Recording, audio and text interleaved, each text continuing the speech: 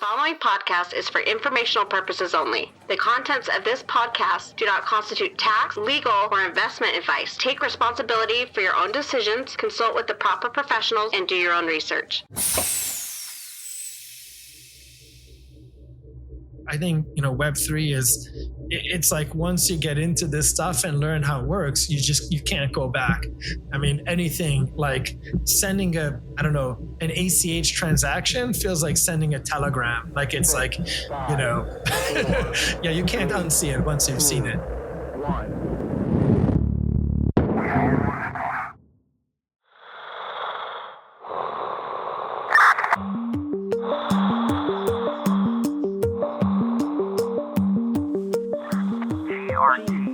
GRTiQ podcast. We are like astronauts floating in the space of time. Lost between the past and the future. Welcome to the GRTiQ podcast. Today, I'm speaking with Aki Balogh, co-founder and CEO at DLC.Link, a platform that facilitates trust-minimized Bitcoin smart contracts and DeFi applications using Discreet Log Contracts, or DLCs. Aki is a brilliant entrepreneur with a wealth of knowledge about Web3, the Bitcoin community, and DeFi. In our conversation, Aki shares his early exposure to technology, his remarkable achievements as a young student, which led to an exciting role at Microsoft where he had the opportunity to meet Bill Gates and visit his home, and Aki shares that story with us today. We also discuss Aki's entrepreneurial journey, including the success of his first startup, MarketMuse, how DLC.Link is transforming DeFi, and some important discussion on the topic of decentralization. I started the conversation by asking Aki where he's from, which led to a discussion about growing up the son of immigrants. Thanks for having me. I guess just to keep it short, I was born in Hungary in a smaller town called Debrecen, where my parents, worked at the university, came out in 1991 to the US, to the Boston area. So I spent a lot of time there. And then at one point we moved to Ann Arbor, Michigan. So I lived in Michigan for about 10 years. So about 12 years in Boston, 10 years in Michigan, came to New York 7 years ago. I also spent a little bit of time in Abu Dhabi and elsewhere, but those are the main highlights. I want to ask you this question about immigrating to the United States. And longtime listeners of the podcast know that I've had a lot of guests on whose parents were immigrants. And tell us about that story. I mean, what was that like for you growing up the son of immigrants? Yeah, I think it did contribute to, me becoming an entrepreneur. I actually, at one point years ago, I received some sort of immigrant founder award in the Boston area for that. But hey, I'd honestly rather credit my parents for the bulk of it. I was 5 when we came out, but being an immigrant, having to go from one country to another, you learn the language, it's not that big of a deal. But seeing my parents especially go through that, it really made us a stronger family, I think. But when you come to another country and you've got to kind of figure out the rules of engagement, everything's unfamiliar, that kind of living in ambiguity for a couple of years, that definitely translates to, doing startups. And now that I've done 2 startups, we'll get into my background, but now that I've done 2 startups in completely different domains, I do draw on that skill. What do you make of this thing that occasionally comes up about the immigrant work ethic? And, it sounds super positive, but I think for the children of immigrants, that's a lot of pressure sometimes. And it kind of shapes the types of things they're interested in and the pressure they feel as they pursue. I mean, is that something you've had to navigate? Yeah, I'd like to think so. I think there's just a selection bias. Anyone who grows up in one place and chooses to move to another place, there's a choice there. Maybe there's research against this, but I would say a similar decision is like moving to New York, right? Like unless you grew up in the New York area, if you move to New York for work, you've made a choice to improve your life in some way, professionally, personally, etc. So any kind of migration from one place to another is going to correlate with something than just like staying where you were and just spending your whole life in one place. And a final question on this immigration theme. The American dream is something I'm super interested in. You hear a lot of rhetoric, especially during election cycles, about the American dream, but you've lived it. Your parents, first generation immigrants. Did the American dream, was it realized for your parents? And additionally, I mean, do you think the American dream is still alive? Yeah, I think so. But I think there are different types of dreams. And what I mean by that is my parents and we left because our situation in Hungary in the early 90s was not good. It took a long time. Maybe it took 7 to 10 years, but we definitely improved our conditions here. But then 17 years ago, my brother moved to Singapore to improve on his quality of life over his options in the US. And he's been in Hong Kong for 7 years and he, chooses to live in Asia. So there's also Singapore/Hong Kong dream. And I came to New York from Abu Dhabi in 2010. There's different dreams and it's not specifically confined to America. In fact, now sometimes I go on podcasts saying, well, I feel like the US is a little bit behind when it comes to crypto. I think we really need to catch up and take this stuff seriously. And so maybe the Chinese dream or the global dream of having free money flows and so on, maybe other countries are ahead of that right now. That's a great point, and I appreciate you letting me double click a little bit on that backstory there. So let's dive back into your personal story a little bit here. As you said, you went on to university and you ended up studying and getting a degree in software development. What took you down that path? I started writing code when I was like 9 or 10, which was just like as a hobby and so on. At 13, I learned Perl. I bought a book on Perl and learned that. And that was my first kind of more interesting language. Instead of going to high school, I went to community college for computer programming. So I did a computer science degree, which I received at 18 when I graduated from the community college. Then I went to Michigan for business school. So I did undergrad, BBA, and went from there to management consulting. But I always had this kind of interest in, I interned at Microsoft. I always had this interest in business and technology. Basically writing code and then what can we do to make that, productive. So that stuff came early and that has kind of persisted with me. I guess I'll get into the next set of career choices, but that has persisted with throughout. So I've always been into like software, business, entrepreneurship. 9 is a young age to get interested in something like tech. And yet so many entrepreneurs that join the GRTiQ podcast do start early. And I have to always ask, what was it as a young person that sort of lit that fire? Was there a moment or a mentor or an experience where you just sort of turned your attention away from things that a lot of 9-year-olds are focusing on and started to go in deep on coding and tech?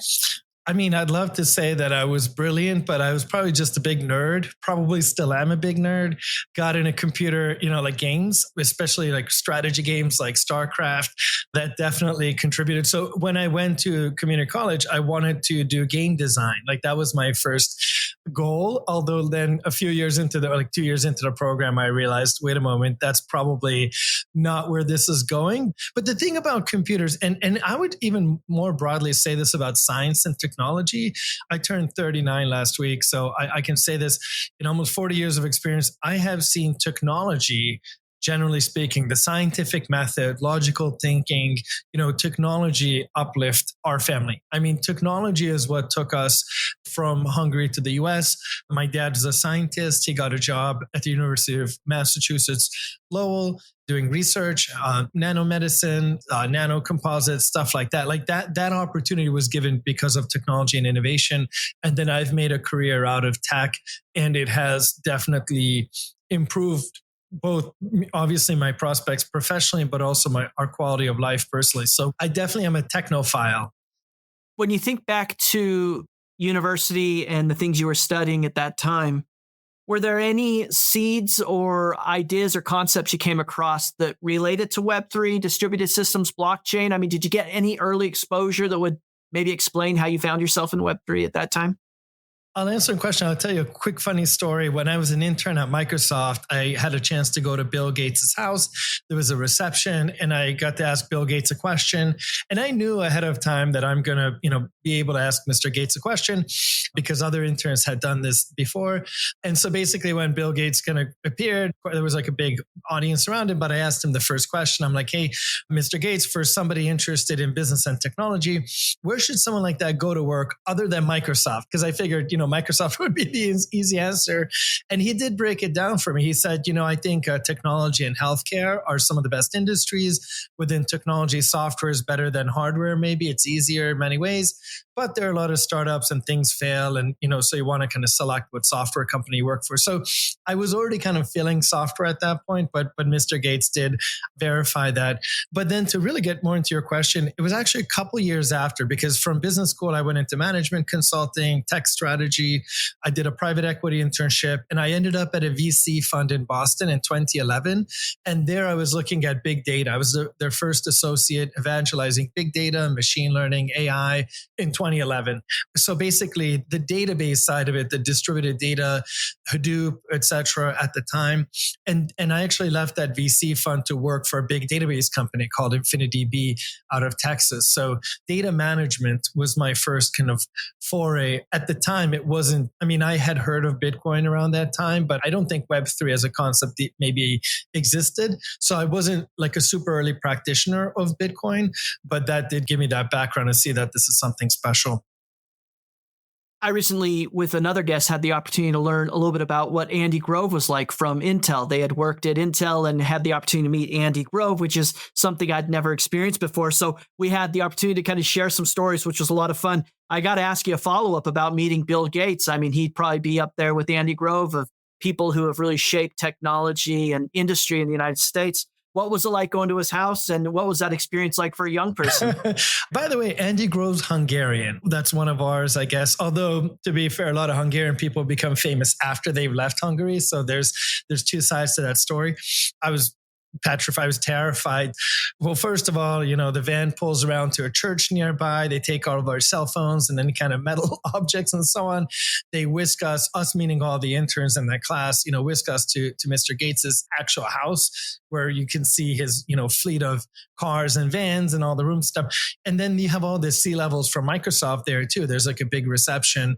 I did have time to prep for this, and I did have time to kind of rehearse my question. And I was told that, if you're going to ask a question, be the first one, because there's this crowd. And so when Mr. Gates came out, I was the first one there, and I was the first one to ask a question. And I would even say, honestly, just the confidence of being able to be the first one to ask a question. Like as a young person, I would even say it really doesn't matter what the question is, but if you can go to a conference, stand up and ask a question and get like an answer from someone who's brilliant and famous, it just does build confidence. So I did have a lot of experiences, not to kind of make this all about just jumping around, but I also had an opportunity even before that. I delivered the commencement speech for the community college. So when I was 18, I spoke to an audience of like over 3,000 college students. These experiences, I do look back, it did build a lot of confidence.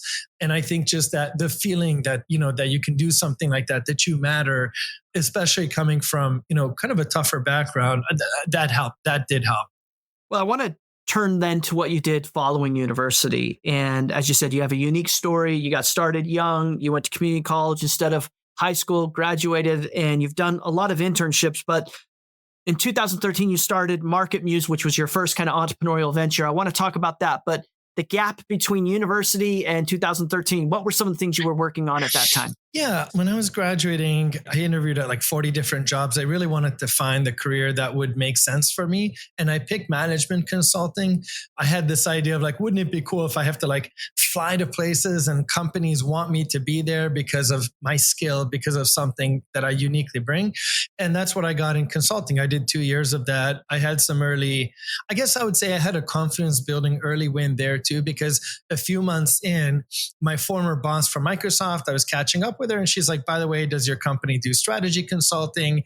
And yes, we do. And so I ended up bringing in Microsoft as a client for my company. It was this company, Diamond, which was later bought by PwC, but it was their first engagement with Microsoft and 3 partners. And I ended up flying out to Redmond to pitch them, and we won a first deal. So and then the CEO of the company, of that consulting company, kind of congratulated me and so on. That was also another kind of, I would say, an early sales win, but also very much confidence boosting. But basically from there, I did 2 years in consulting. I did a bunch of projects. At one point, I actually took a sabbatical and this is maybe another kind of confidence building moment, but I wanted to do a project abroad, but the company did not have any opportunities. So I took an unpaid sabbatical and I sold, through a connection of mine, I sold the project to the government of Abu Dhabi. And I moved to Abu Dhabi in 2009 and I worked there with BCG, but as an independent consultant for a few months. And then when I came back from there, I did a consulting project back at my company on Islamic insurance for the board of AIG in 2009. So like these sales experiences, I would say now looking back, because I work in sales. I've been in sales for 10 years as a founder, CEO. It's all sales and marketing. And just the ability to kind of like sell something, even if it's kind of a small win, that did stay with me. What does 2 years working as a management consultant teach you about the nature of business and management? I mean, did you get any kind of core insights or fundamentals you take with you to today? Yeah, I thought it was a good start because they have a great training program. You get to do a lot of different, work on a lot of different projects. Our company did not have a brand. It was called Diamond. Some people know it, a lot of people don't. We competed against the McKinseys. At least the practice that I worked in, we competed against the McKinseys. I worked in by the way, the data analytics and data management practice. So kind of precursor to big data. But we competed and often won projects against McKinsey, BCG, and others because of our intensity and grit. Because we didn't have a brand, we had to work twice as hard. I would argue, of course, my friends who were at McKinsey and BCG were working plenty hard. Just the fact that we did win some projects suggests that we impressed them in some way. Yeah, there's a great training, lots of experiences. But then there's also the grit side of it. For example, I was living in Michigan and flying to San Francisco every week for 5 months for a post-merger integration project. That was hard. I would leave home on Sunday or Monday morning at 4 a.m., but usually Sunday afternoon to fly to San Francisco. And on Thursdays, I would take a red eye back, of course, and coach and all that for 5 months. Just showing up, being energetic, even though you're in a different time zone, looking, professional, even though you might feel like crap. That was something that consulting did teach me, which does then apply to entrepreneurship. Well, let's fast forward. As I mentioned, to 2013, you co-founded MarketMuse, which became a very successful marketing content platform. Before we talk about your experience working on that and launching that, can you just take us back in time and talk about where the idea for MarketMuse came from and what you were thinking about at the time? Yeah. So when I was in VC, I was only there for 9 months, but one of the reasons for that is my second week on the job, the founder of the fund, Scott Maxwell, basically pulled me aside and said, "Hey, I like you, but you shouldn't be here. Don't be in venture right now. Go start a company or join somebody else's and then come back to venture later." Some people find it's a good idea to go into venture young. For you is you're a builder type, go build some stuff and then do this as your last job kind of thing. And so because of that, I left. I wasn't ready to start my own. So I worked for the CEO of this database startup for 2 years, got to learn a lot about sales and marketing, that kind of stuff. But I did want to start an AI company. It seemed back in 2011, there was a lot of Cloudera and MapR and stuff. They were really pushing Hadoop or Hortonworks. And some of these names are ancient at this point in tech, but they were really pushing the concept of Hadoop, get all your data in one place. But then the big question everybody had was cool, what do I do with the data? How can I? And it was clear that you would want to run large scale machine learning algorithms to do something. I wanted to figure out how to build a AI machine learning solution company. How do you use it to solve a business problem? And I actually worked a little bit on a healthcare idea, but then I realized, wait, I don't know anything about healthcare.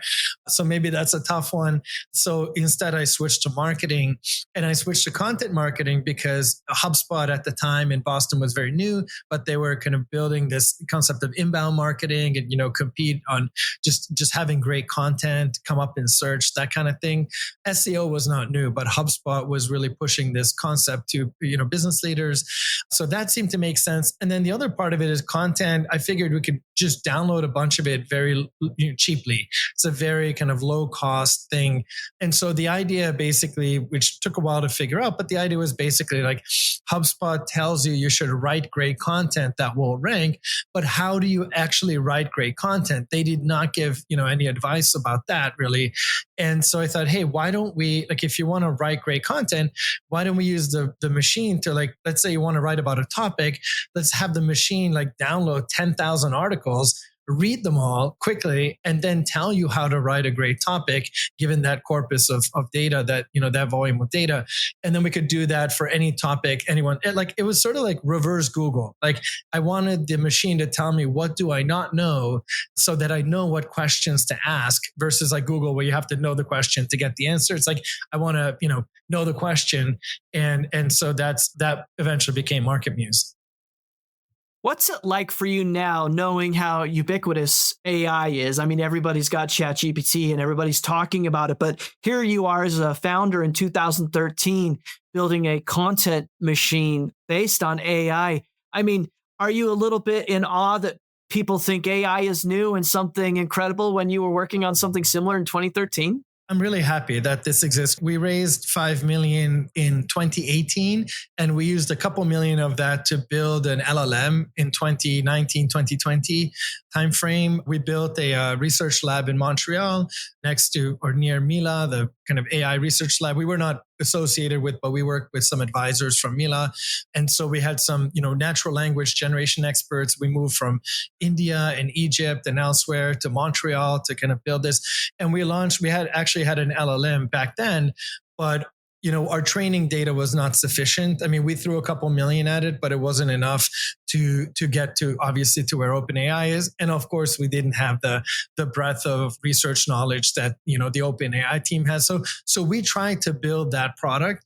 It actually did generate content. The content was okay, but like, it wasn't way better than if humans would do it, and humans were cheap enough. So we kind of, it never became a commercial success. So I'm really happy that does exist, because, we all win. When we use technology to make our lives better, to improve productivity, everybody wins. And I'm just so happy.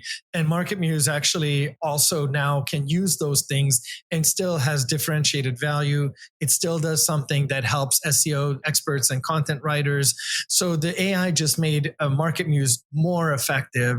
Well, specifically, the challenge with MarketMuse was that it would give you like these incredible outlines for how to write your content, but then someone still had to write the content, someone who had domain expertise, and we could not scale that. And so our board was pushing us to create like a publishing house and have a bunch of like humans running around. And I'm like, I don't really think that's how we do anything. So then we tried to work with content creation agencies, and there was always like, some of them were good, some of them were good but expensive, some of them were fine, but then it was always like a challenge, managing them. So that was then replaced by GPT, because now you can create an AI-driven outline, which you can in MarketMuse today, and then have GPT write it, plus human editing. It just speeds up content creation. So it was sort of like the last piece of the MarketMuse's content creation flywheel. Well, as I've said a couple times, that was in 2013. You co-founded MarketMuse and launched that. Here we are, over a decade later. What was that experience like, scaling a company from an idea to something viable, out competing the market with teams supporting it? Horrible. It was tough.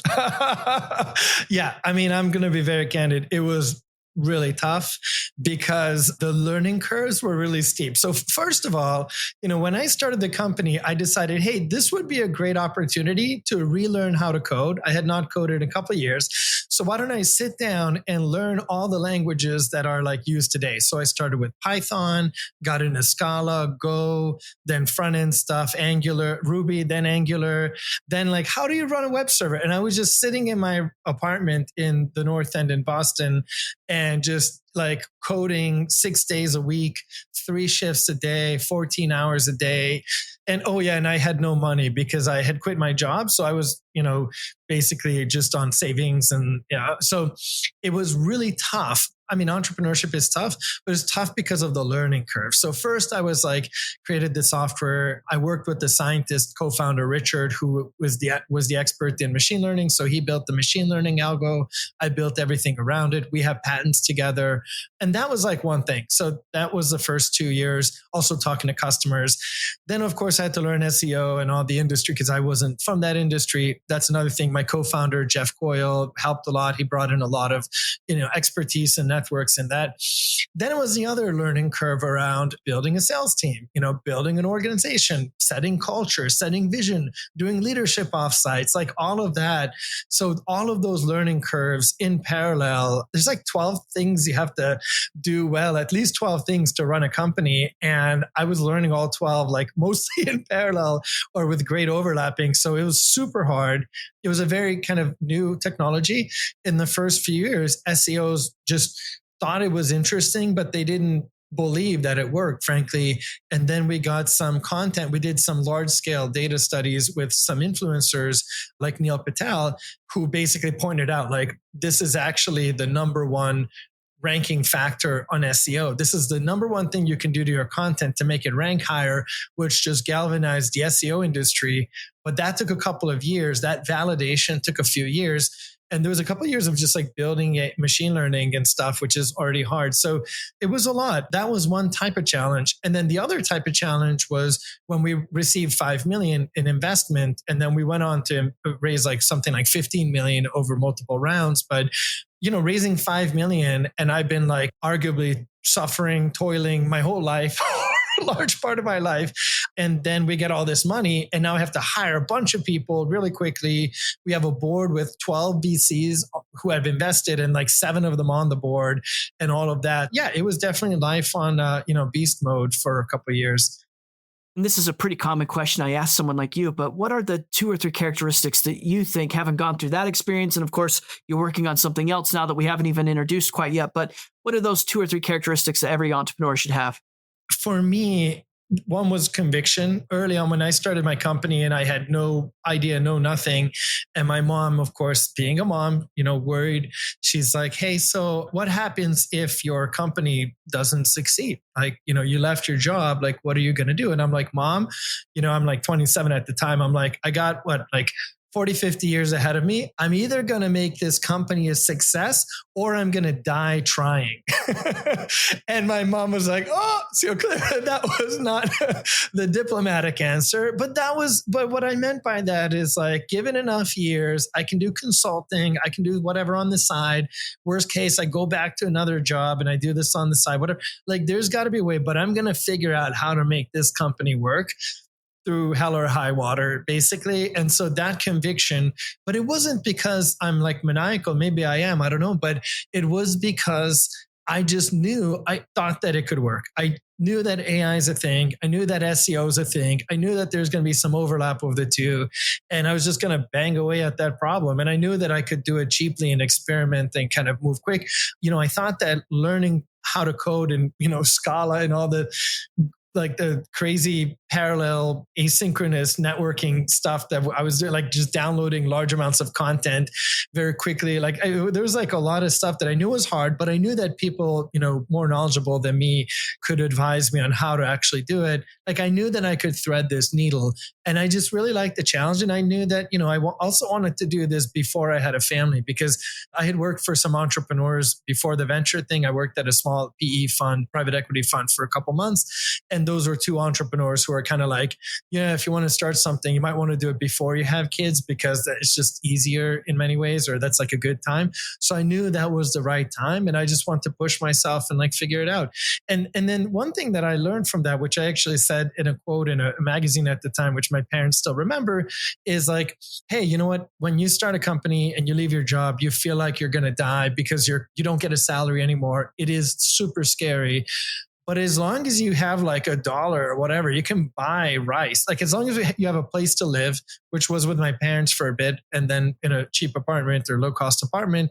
And then as long as you can like buy a bag of rice and put some soy sauce on it, like you're not going to die. You're not going to actually die. So it is highly unpleasant, but it's not that risky. It's just, it's very likely going to be an unpleasant experience for a couple of years, but it's not really that risky in the sense that the way that people think about it. Another thing you've said is that people don't talk enough about the emotional toll it takes to be an entrepreneur. Why do you kind of stress that point? Why is that important? Entrepreneurs are by definition leaders of their company, of their vision, of the industry, of the idea. And leaders don't want to show weakness because they might, someone might think they're weak or not follow them and so on. So like there's that side of that, you don't want to just like complain to people all the time.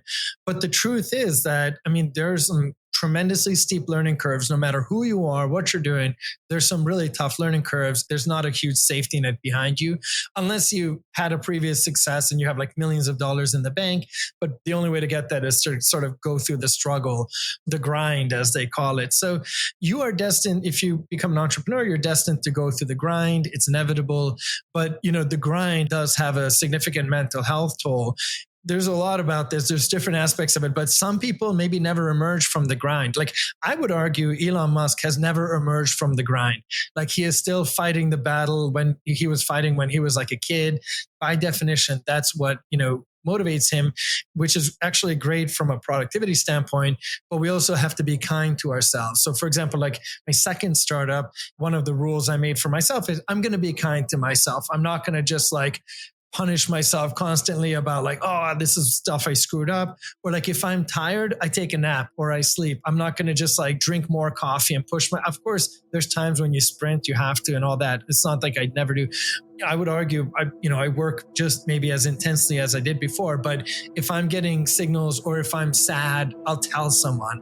One thing I do is I talk to a lot of other entrepreneurs and founders, and we talk about, challenges we have openly. So emotional vulnerability is a really important tool for any leader and for venture-backed tech entrepreneurs even more so. The GRTiQ podcast is made possible by a generous grant from the Graph Foundation. The Graph Grants program provides support for protocol infrastructure, pooling, dApps, subgraphs, and community building efforts. Learn more at thegraph.foundation. That's thegraph.foundation.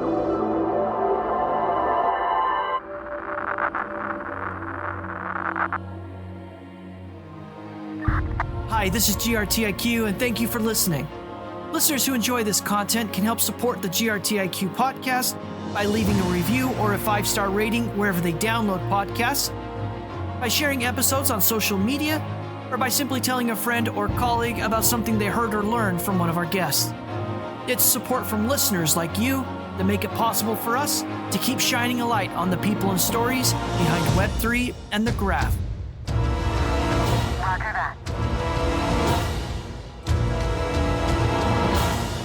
So I do ask entrepreneurs like you this question frequently as well, which is, for anybody that's listening to your story and they have visions of becoming an entrepreneur themselves, or they have an idea, and you're talking about this emotional toll, there's this question of like, well, how do I manage it then? If this is something that might be down the road for me, what's your system? You mentioned a little bit of it there, but is there something more specific that you do or would advise people to do? There's a lot. One of our investors actually assigned me like a mental health coach who was himself a serial entrepreneur who, his company, without getting into too much detail, his entire staff was killed when the plane crashed in 9/11. I'm not laughing because it's funny. I'm laughing because unimaginable. Yeah, his entire company was in 9/11 and he sold to that market. So almost all of his colleagues lost their lives. And then in addition to that, he went through multiple divorces and so on. So, this is stuff he talks about openly. So, he's a great coach because he's lived it. But for anyone, of course, I hope no one has to go through that level of suffering. There's a lot of things, there's meditation. He actually pointed me to tm.org, Transcendental Meditation. It's like a free or very low cost class. It's a skill I've used since then. So usually that's the one I say first is tm.org or any kind of meditation. But there's also, lifestyle movement. I woke up at 5 a.m. I went to the gym this morning. Well, I tried to sleep till 6 a.m. So I have sleeping issues. That's not great. But then at 6:30, I did go to the gym. So, getting the gym in, not drinking or not taking substances to an extreme degree. Like, yeah, we're all going to go to like networking parties and have some drinks or something, but, not to take it into extremes. And then just really being open about emotions fit to family and friends. I think that's it. I do not see that as weakness if someone's able to articulate, hey, I am feeling this. It was just a lot of opportunities to learn those lessons about being, articulate emotionally. So before we move on from MarketMuse, I want to ask you kind of two follow-up questions. Number one is, what's the state of MarketMuse? You're currently a board member and you're currently working on something else. So at some point you kind of made the decision to move on. Is that right? Yeah. My goal with MarketMuse was to go like soup to nuts, like from the first lines of code written all the way through having a management team in place. And that's what I did. We also got through in 2020, we got through the COVID era, or 2021, which was very tough for the marketing industry and for some of our investors and so on, and our staff. So we reimagined the company. We had a 14-person sales team, but then in COVID, most of that went away, or almost all of that. So we reimagined it as a product-led growth company, a PLG, so self-serve, and then sales behind it, supporting it. So there was a lot that we did. But anyway, after that, after the PLG stuff was working, I felt comfortable to be able to step aside and give somebody else the leadership reins. And also I was just honestly a little bit wiped out mentally and emotionally. So basically we promoted our chief revenue officer, Chuck, to lead the company. And he's been the CEO ever since. I automated some things. So as my last kind of 6 months there, I just automated a lot of dashboards, a lot of reports so that they could see, they could get client success metrics, look at, who's going to renew. I did a lot of data science to see what behaviors show whether someone's activated or, going to renew or going to churn, that kind of stuff. And then I left. And then there is a next chapter for MarketMuse. I cannot speak about it publicly, but in about a month or two, I think there will be some news around it. And that's all I can say. So it will be a soup to nuts experience one day this year, hopefully. And then the second follow-up is the state of SEO. Then that's kind of like this treasure that every marketing team is searching for. Everyone's trying to hack. There's sort of this mystique or magic around it. But sometimes it seems like it's much ado about nothing. I mean, you have people that are like, just create great content and people will find you. And then, of course, you have the other extreme, which is, everything should be produced with this SEO in mind. So what's your view on it as that's evolved and kind of the present state of it? There's a technical SEO side, especially for large websites and publishers, undeniably a technical SEO side. For most companies, it's really about who you are, what you do, what's the value you provide, what's the differentiated value, that what can you do that others can't, or what do you know better? What's the knowledge inside the walls of your company, or the virtual walls? How do you write that down? And we do this at DLC.BTC, at DLC.Link, my new company, which we'll get into, of course. But we do this. We have a lot of content. When we hear a question from the community or a sales question, a sales objection, we not only answer the question, but we write content about it. Ideally, long-form blog content, because that way we learn the answer ourselves very well, and it makes great sales collateral. So we write blog posts, and then we put the sales collateral. Of course, everything's out there. There's no paywall. I mean, not that there would be, but for publishers there are. But I believe let's just get all the content out there, create as much content as possible, as long as the content has. And even with AI, obviously, like the AI can help write some of it or help our writers. But, of course, we have human writers, myself included. I write some of it. And it just forces us to articulate in a short way. So we get like the 10-second, 30-second explanation for question, and then the long way, like the long article way. And then we can take that content and like slice and dice, put it into our tweets and basically build other types of content and marketing from that knowledge base. So then let's go to where you are presently today. And I know there were some stops along the way and other projects that you worked on, but as you mentioned there, you went on then to launch DLC.Link. And 2021 was an interesting year for you, right? You're doing some consulting, some important stuff on blockchain with a group that you're working with and advising, but you're also an entrepreneur again, launching a project. So Talk to us about this period in your life and some of the things you're working on and thinking about. I guess I mentioned earlier, I heard of Bitcoin in 2011. Sad story. Well, everyone's got a sad story. I had $3,000 and I'm like, should I put it into Bitcoin or should I put it into myself? And I'm like, no, I should put it into myself. I should have put like $500 into Bitcoin. And then I heard about ETH early on too, like 2016 or whenever. But I just didn't have the mental capacity to look at either of these to really read in. I heard of it, I saw it used, but I just didn't focus on it. But, and obviously I missed like the big run up to whatever, 50K or whatever when I entered the scene. But, next best time is now. Yeah, there's making money and there's making an impact and, there's wealth and career. And, even if I would have made a bunch of money, I still would want a career, whatever. Next best time is now. Let's create something. And I actually got into Bitcoin. I came to crypto for a lot of reasons. My friend Vadim is a brilliant entrepreneur and he had built a crypto company. He didn't like orange pill me or anything, but through his example, I saw that there's like a lot of really cool stuff going on in the space. And I had also been into like stocks and really Motley Fool. I was in the GameStop stuff with all the emotions around that. And so it just seemed like a good time to get into like actual trading and trading ops and like this kind of stuff. But crypto is also, really interesting. And it also linked to data management. So it just hit on a lot of the things that I was looking for, but I didn't know anything. I really didn't know anything about Web3 when I came to it. So I started watching the Bitcoin class, the MIT OpenCourseWare class on Bitcoin and just kind of learning the technical stuff. So I kind of did like a deep dive, looked into Ethereum and Solana and all of that. And the way that I got to building on Bitcoin was actually, it was kind of an accident. I met a brilliant engineer in Hungary who has a development shop, DeFi, Laszlo from DeFi. And I'm like, look, I don't know anything about crypto, but you do. So let me I'm in New York. Let me do some BD for you. I'll try to like get you some deals. And I got him an opportunity and they ended up winning the project to build the Chivo wallet for El Salvador. And they built the wallet and then it was being used by like 250,000 people daily in the small country of El Salvador. And that for me, that was a light bulb moment. I'm like, okay, I don't know about where crypto will go, but Bitcoin has clearly crossed the chasm. Everyone can understand Bitcoin. They might not be doing like L2, L3 roll-up stuff or whatever, account abstraction. Like that might be a very technical thing, but everybody can understand Bitcoin and the value prop. Like humanity has gotten there. So I should build on Bitcoin because if you have some Bitcoin, what are you going to want to do with it? You might want to take a loan or invest it or something. You might want to do something with it. And so I started looking at that problem. And then a friend of mine, Pablo, told me about DLCs. And then we got into DLCs. So anyway, that's kind of how I got into building on Bitcoin.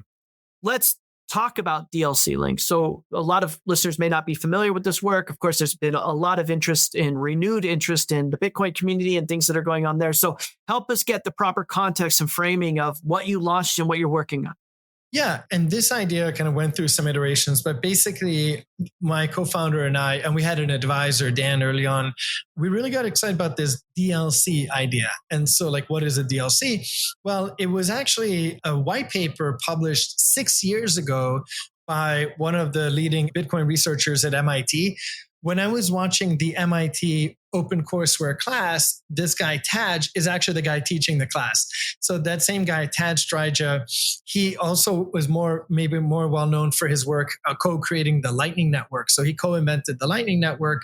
But before he did that, he wrote this white paper on Discreet Log Contracts. The paper is entitled something like smart contracts on Bitcoin. He wanted to have smart contract-like functionality on Bitcoin. And so he proposed this way where the example he used is you have like Alice and Bob and they want to make a sports bet. And then like, how would you set that up on Bitcoin? And you would have an off-chain entity called an Oracle, Olivia the Oracle. And Olivia does not know who Alice and Bob are, but does know the outcome. And so she publishes the outcome of the game.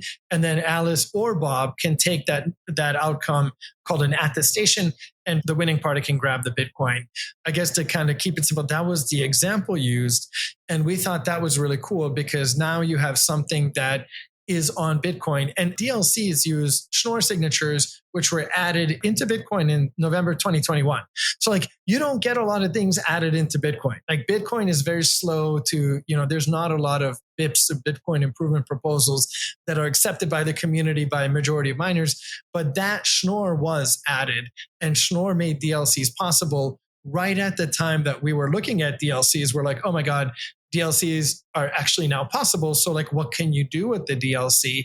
And we met the DLC teams who are working on it. There was tremendous work done by a group called Shortbits, Chris and Nadav, and then some other teams that were doing some really cool stuff. And so anyway, we got into like this building on DLCs idea, and it went from there. And the idea went through like several twists and turns. So what we have now is definitely quite different than where we started. So I love this founder story here. Got interested through a free course through MIT, sharpening the saw on blockchain and what it all means, and identify and make a connection on DLC and what it could mean. So you said the idea and vision has evolved. What are you working on presently, and what's the differentiated value, to borrow a term from you, that you're working on? So the goal was always, let's make it safer, better to take a loan on Bitcoin or to invest Bitcoin. The logic just being, if you have some Bitcoin, you probably want to take a loan on it at some point. Like if it's just sitting there and it has value, you probably want to take a loan. Or if you can like invest it somehow and earn a yield, then that yield is going to compound. And over the many years and decades or generations that you hold the Bitcoin, you're going to make a lot more money if you invest it versus if you don't.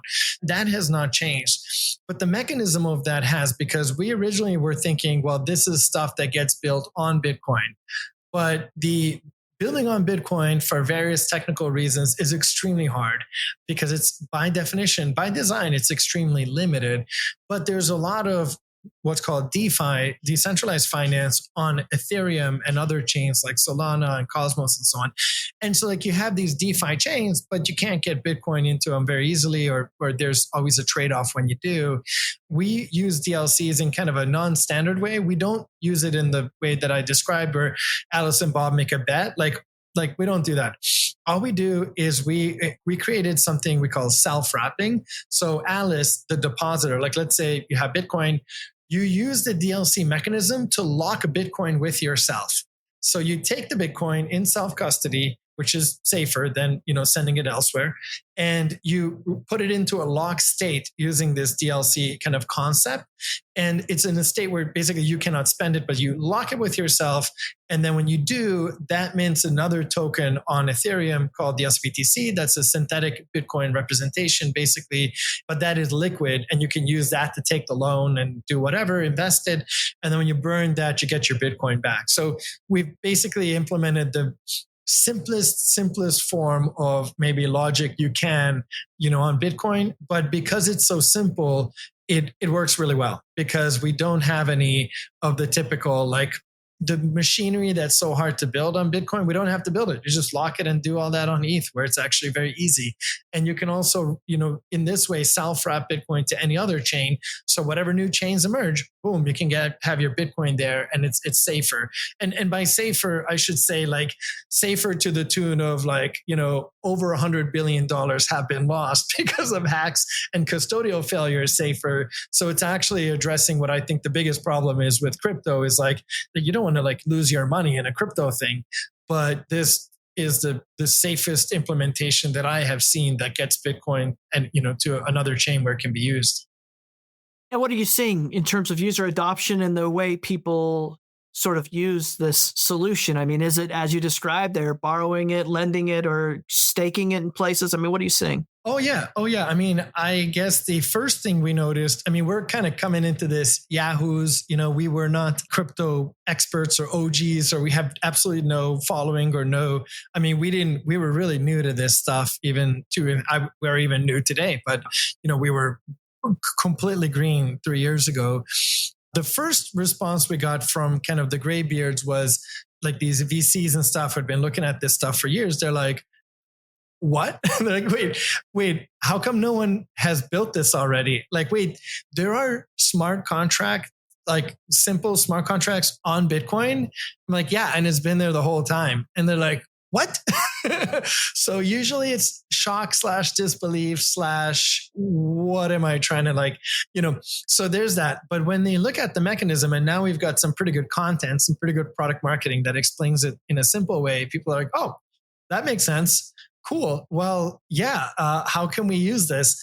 And the problem of bringing Bitcoin to other chains is such a significant problem. A year ago, this whole building on Bitcoin thing started, and now there's over 100 startups trying to do this in various ways. There's over $1 trillion of Bitcoin. How do you bring it to Ethereum and take loans on it safely? This is a big problem space. So in this way, because we're taking the biggest asset to the biggest chains and the biggest DeFi protocols, we basically get to work with a lot of the blue chips, which is great.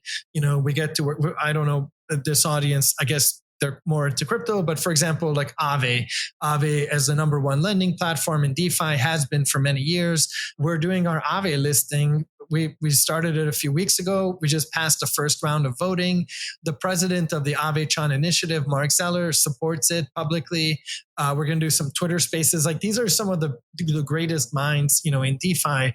And so Aave, Curve, the founder of Curve, built us a price feed oracle over the weekend, for fun. He wants to support what we're doing. So we just get a lot of really smart people helping. And these people are all, many of them smarter than me, definitely almost all of them much more knowledgeable.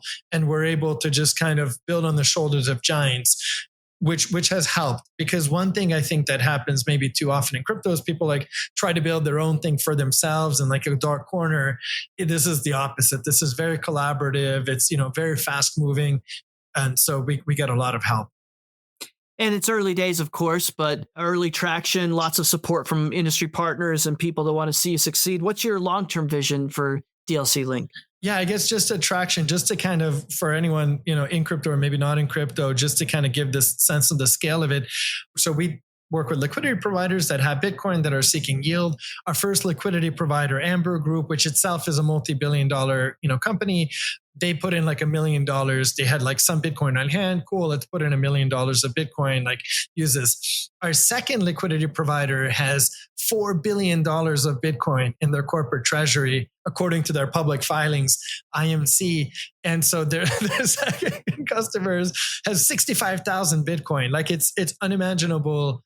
That's just some small percent of Bitcoin, total Bitcoin. So the scale is unimaginable. But sorry, I kind of lost track with it. Could you repeat the rest of the question? Of course, I'd be happy to. And yeah, that's a huge market opportunity. And I'm sure that's very exciting to the team. My question was about the long-term vision. So, how do you see, or what do you project DLC.Link doing into the future and evolving even further? Yeah, I sincerely believe that there's only so many ways to bring Bitcoin to other chains. One is a custodial system. BitGo pioneered with some other luminaries. WBTC, which is still a wrap Bitcoin, which is still a top 15 token in crypto. It's around 10 billion last I checked.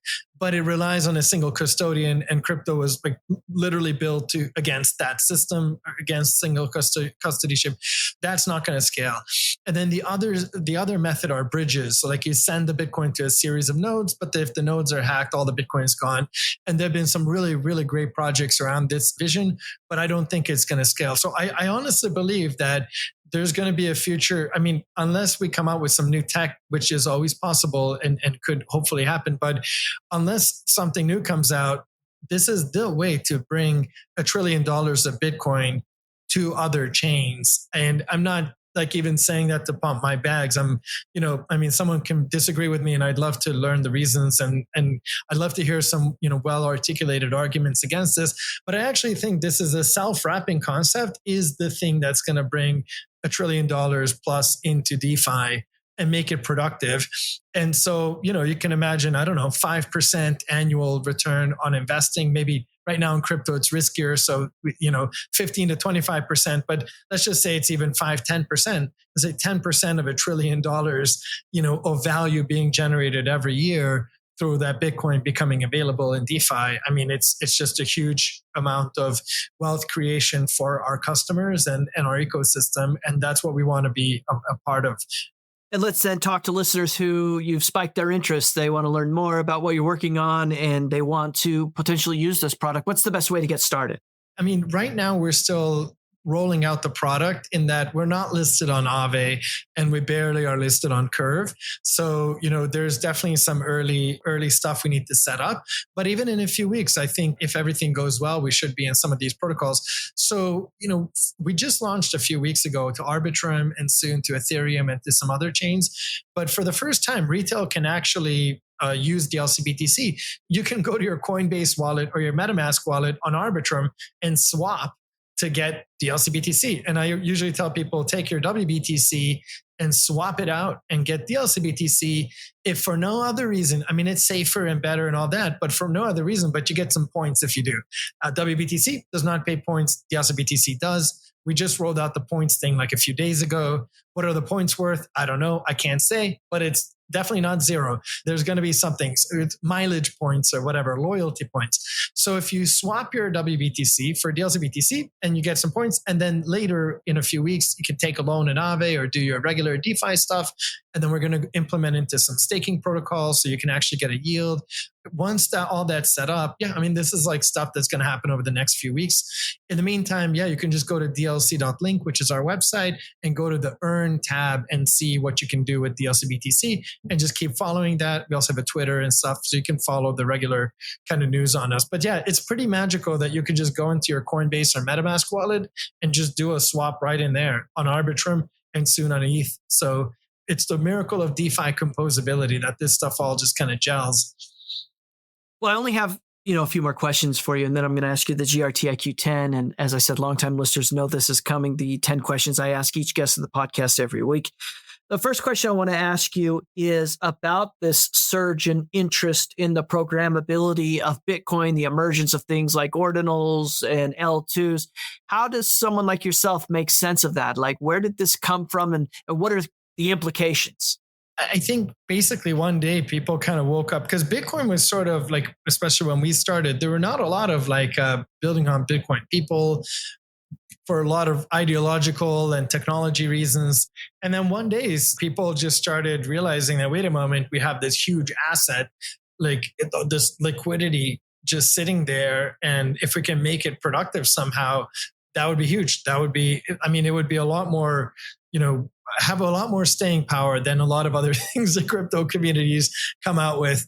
I was thinking, I'm like crypto dick butts, but I don't want to rip on crypto dick butts. But let's rip on crypto. This has a lot more staying power than some of the meme coins and dog coins and stuff, which we love, but also cringe at the same time. So people are like, wait a moment, this could actually form like a basis for, the future. And isn't it better to work collaboratively than to be kind of at odds with each other for these communities? Yeah, the ordinals thing did kick it off, which is great. You need that emotional catalyst moment, but then it was very quickly followed on by a bunch of people taking developers jumping in and taking this stuff seriously and actually spending a lot of time researching or re-researching Bitcoin and VCs investing into it, which always helps, drive innovation. So that started last July. It started about a year ago, and it's just been this huge wave. And now you have all kinds of stuff. Some are more on the casino side, and some are more on the building, meaningful financial infra side. But hey, it's all good because it's all the attention and development is, the influx of engineering talent is really what makes stuff happen. And the next question I want to ask you is about Web3 itself. How do you place the emergence of something like Web3? Is it just sort of a natural evolution that one would expect in a species use and interest in technology, or is this a little bit of an experiment we're watching and, the future's a little uncertain here? Well, I think it makes all the sense in the world. If AI is going to, optimize all of our supply chain and stuff, they're not going to want to use cash or Visa card. They're going to want to, do micro optimizations on, assets tracked in a blockchain type system. So no, I think it really gels with the future. But even outside of AI, which, is sort of AI on blockchain is like a new thing that's even has yet to emerge, I would argue. But just blockchain stuff. One of the things that really appealed to me that you don't have to be an engineer to understand is banks, right? So you have these huge banks, whatever, Morgan Stanley and JP Morgan, whatever these are, and they build all this stuff in-house, and everyone's building a loan thing and a trading thing and whatever, and they're all completely siloed, but they're all like building the same thing. Like it's literally the same thing as far as I know, maybe different in some features, but whatever. Versus like Web3, you build in the open, everyone's collaborative. You build one thing, I build another thing. We hook it together because of composability. I think composability is like the main kind of killer app of DeFi. Like we can all just have open source and then fork it and adapt to it and add to it. And it makes a very chaotic, system, which is like kind of get back to like that emotional point. Like I'm glad I went through those tough emotional times. My last one, because this one's like even faster, harder, like more intense with the travel and, crazy ups and downs. Like there's more of that. So I use those skills. I think, Web3 is, it's like once you get into this stuff and learn how it works, you can't go back. I mean, anything like sending an ACH transaction feels like sending a telegram. Like it's like, yeah, you can't unsee it once you've seen it. And then the final question before I ask you the GRTiQ 10 is this, and it's the role of decentralization in all of this. And, it's a little odd that the ethos and so much of what's happening in Web3 is grounded on that decentralization ideology, but you still have SaaS-looking emerging organizations that show up on the scene that are centralized service providers. And so it becomes interesting of how important decentralization is presently and how it'll be into the future. I mean, how do you think through some of that?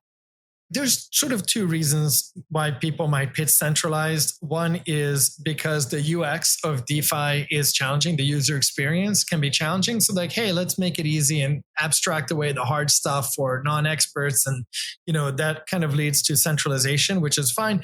That happens. And then that parts of that will get chipped away through improvement in DeFi usability and all that.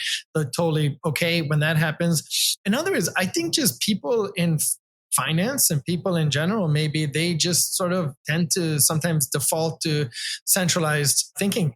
I'm a founder, like surely I know better than, everybody else because like I know more about this problem than anyone. That would be an example of centralization. Like decentralization is like, I actually don't know better. So let me find all the experts and listen to them. And then a consortium of smart people will make a decision which may go contrary to mine.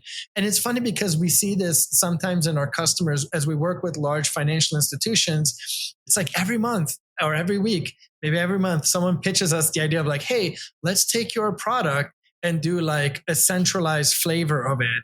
And we're like, yeah, but what if you fail? Like, I realize you're like big and fancy and like you don't think you would fail, but every company like that is big and fancy, most of them do actually fail. What if you blow up and you lose tens of billions in user deposits? I am not to be trusted with so much money. That's like the whole point. And it's just funny to see people who have been in crypto for a long time, like even struggle with that. And from a decision-making standpoint, I will admit I struggle with it too. I'm like, am I centralizing this decision? If I enact this, what's the best way to enact this policy or this way of thinking? So it's an odd feeling to have like anonymous people from the internet, like tell you what to do and how to do it. But when it works, it is actually kind of magical. But it's a new frontier for me too. So Aki, now we've reached a point where I'm going to ask you the GRTiQ 10. And as I said a moment ago, I ask these questions every week to each guest that joins the podcast. I do it because it lets us learn a little bit more about you on the personal side. And as I always say, my hope is that guests will learn something new, try something different, or achieve more based on some of the things you share with us. So are you ready for the GRTiQ 10? Yes, sir. The GRTiQ 10. This is the way. 10 questions for astronauts floating in space. What book or article has had the most impact on your life? So I will say Anti-Fragile. Charlie from BitLayer also said that, but it is true. And I actually have a company named after. I have a company, Anti-Fragile Partners, LLC. And I picked that company name because people will hear it and they'll be like, oh, what's that? And then I get to explain Anti-Fragile and then they learn about the book. So definitely Anti-Fragile. Yeah, and for listeners who didn't know what you're referencing there, I've had Charlie Hu on from BitLayer that joined us, and he also mentioned that book. A great reference, a great episode for anybody who wants to learn more about what's going on in the Bitcoin community. How about this one? Is there a movie or a TV show that you would recommend everybody should watch? Yeah, I almost hesitated to say this, but my favorite movie maybe weirdly, is Jesus Christ Superstar. It's like, movie from the musical from the 70s, but it shows Jesus as having like the challenges of being a leader. And he's kind of mean in the movie. Like, I don't know if the real Jesus was like that, but it definitely shows like kind of different aspects of being a leader. Sometimes people ignore you. Sometimes they think you're amazing. I should say I'm not a religious person, but for religious people, there must be other sides to it too that I don't detect. But just, to me, it's a movie on leadership.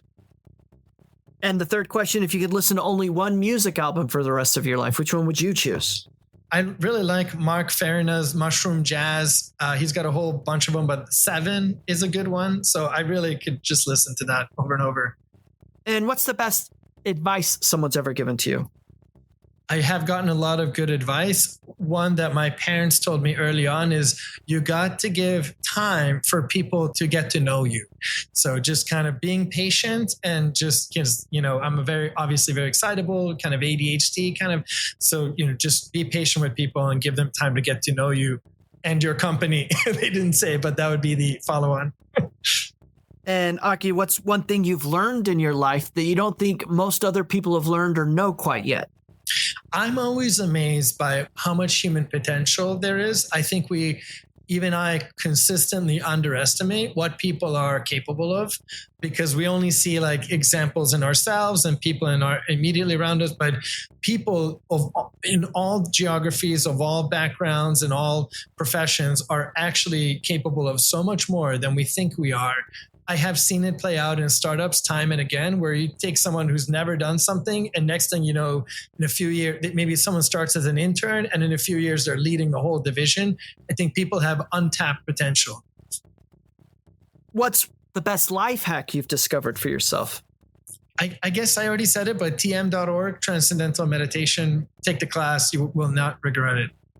Aki, based on your own experiences and life observations, what's the one habit or characteristic that you think best explains how people find success in life? I think it's thinking of what the goals are. It's like we tend to rush to things like, oh, I want to make money, or, oh, I want to be famous or something. But, for me, I'm always fascinated by what technology has done to uplift myself and my family and our, friends and family, relatives and so on. So I think like for me, it's all about that. It's using technology to uplift us and to empower us. And so whether I make money or not, of course we want DLC.BTC to be successful and so on. But like whatever happens, if I've achieved that, then I've achieved my goal. And then, Aki, the final 3 questions are complete the sentence type questions. So the first one is, the thing that most excites me about Web3 is?